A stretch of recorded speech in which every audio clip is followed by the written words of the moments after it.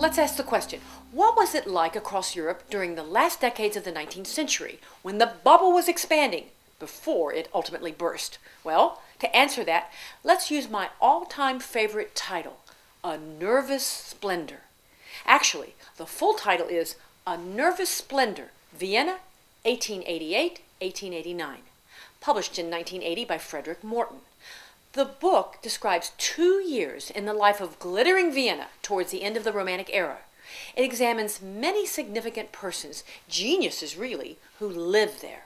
Vienna was the home of the waltz, the masked ball, and Sachertorte. It was also a microcosm of change, a cultural hothouse filled with the people whose ideas would sweep away the Romantic era.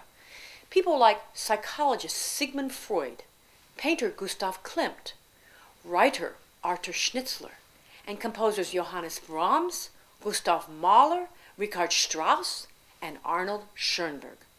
Now, you may not know all of these names, but each was important in shaping the culture of the late 19th century.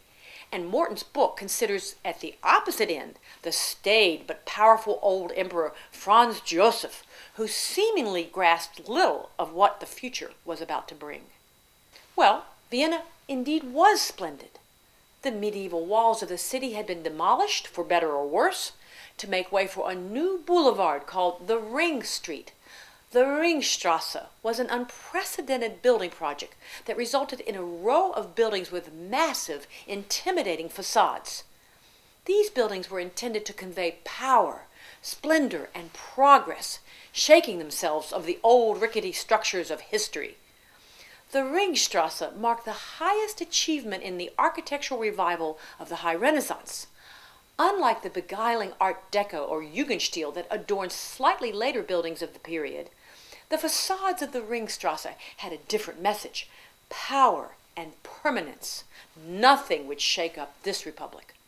Life in Vienna was marked by splendor: balls, elegant coffee shops and restaurants, luxury stores, endless state ceremonies for foreign dignitaries, trendy writers, and fashion, fashion, fashion. So that's the splendid part.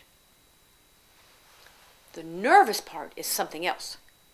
People who gave serious thought to society and the world knew that the status quo was in danger. The aristocracy was broke in most countries, mortgaged to the hilt. In many countries, particularly places like Russia, masses of people from the countryside had inundated the cities looking for jobs. These people were demanding decent living conditions. Poverty, child labor, and disease were rising. Political squabbles threatened to escalate. The great leaders, who had ensured peace through diplomacy like Otto von Bismarck, were in short supply. And so, people were nervous and searching for a way to understand it all. And that's where the artists came in, although their message was not comforting. Artists, especially German and Austrian painters, forecast in their canvases what would ultimately be the horrors that beset Europe once World War I broke out in 1914. The most revealing artistic movement is called Expressionism.